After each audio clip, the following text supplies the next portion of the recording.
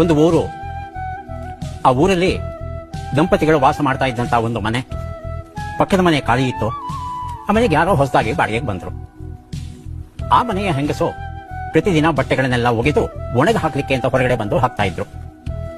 ಈ ದಂಪತಿಗಳು ಇದ್ರಲ್ಲ, ಈಕೆ ತನ್ನ ಮನೆಯಿಂದ ಕಿಟಕಿ ಮೂಲಕ ನೋಡಲು ಅವರು ಬಟ್ಟೆಗಳು ಒಣಗ ಹಾಕ್ತಾ ಇರೋದನ್ನ ಯಾಕೋ ಬೇಸರವಾಯಿತು.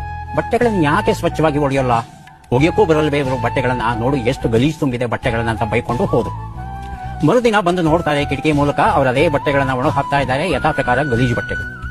ಪ್ರತಿದಿನ ಹೀಗೆ ಅವರು ಗಲೀಜು ಬಟ್ಟೆಗಳನ್ನ ಒಣಗ ಹಾಕ್ತಾ ಇದ್ದಾರಲ್ಲ, ಯಾರತ್ತಾದ್ರೂ ಹೇಳ್ಕೋಬೇಕು ಅಂತ ಅನ್ನಿಸ್ತು. ಮನೆಯಲ್ಲಿ ಅವತ್ತು ಯಜಮಾನರಿದ್ರು, ಯಜಮಾನರನ್ನ ಕರೆದು ಬಿಟ್ಟು ಹೇಳಿದ್ರು, ನೋಡ್ರಿ ಆ ಪಕ್ಕದ ಮನೆ ಹೆಂಗಸು ಪ್ರತಿದಿನ ಬಟ್ಟೆ ಏನೋ ಒಗಿತಾಳೆ, ಅದೇ ಸ್ವಚ್ಛವಾಗಿ ಯಾಕೆ ಒಗಿಯಲ್ಲ, ನೋಡಿ ಎಷ್ಟು ಗಲೀಜು ತುಂಬಿದೆ ಅಂತ ಕಿಟಕಿ ಮೂಲಕ ತೋರಿಸ್ತಾರೆ. ಆಗ ಗಂಡ ಏನೂ ಮಾತಾಡಲ್ಲ, ನೇರವಾಗಿ ಮನೆಯೊಳಗೆ ಹೋಗ್ತಾನೆ. ಒಂದು ಒದ್ದೆ ಬಟ್ಟೆ ತರ್ತಾನೆ. ತಂದು ಆ ಮನೆಯ ಕಿಟಕಿ ಇದೆಯಲ್ಲ, ಆ ಕಿಟಕಿಯ ಗಾಜು ಇದೆಯಲ್ಲ, ಆ ಗಾಜನ್ನ ಚೆನ್ನಾಗಿ ಸ್ವಚ್ಛವಾಗಿ ಒರೆಸ್ತಾನೆ. ಚೆನ್ನಾಗಿ ಒರೆಸ್ಬಿಟ್ಟು ನೋಡು ಅಂದಾಗ ಆ ಗಾಜಿನ ಮೂಲಕ ನೋಡ್ತಾಳೆ, ಬಟ್ಟೆಗಳು ಸ್ವಚ್ಛವಾಗೇ ಇವೆ. ನಮ್ಮ ಮನಸ್ಸಿಗೂ ಹಾಗೆ ಅನೇಕ ಸಂದರ್ಭಗಳಲ್ಲಿ ಕೊಳೆ ತುಂಬಿದ್ದಾಗ ಸ್ಪಷ್ಟವಾಗಿ ಕಾಣೋಲ್ಲ. ಗಂಡ ಆಗಿರಬಹುದು, ಹೆಂಡತಿ ಆಗಿರಬಹುದು, ಮಕ್ಕಳಾಗಿರಬಹುದು, ಆಫೀಸ್ ಬಾಸ್ ಆಗಿರಬಹುದು, ಯಾರೇ ಆಗಿರಬಹುದು, ಅವರನ್ನ ನೋಡುವ ನಮ್ಮ ನೋಟದಲ್ಲೇ ದೋಷವಿದ್ರೆ ತಪ್ಪು ನಮ್ಮದಾಗುತ್ತೆ, ಅವರದ್ದಲ್ಲ.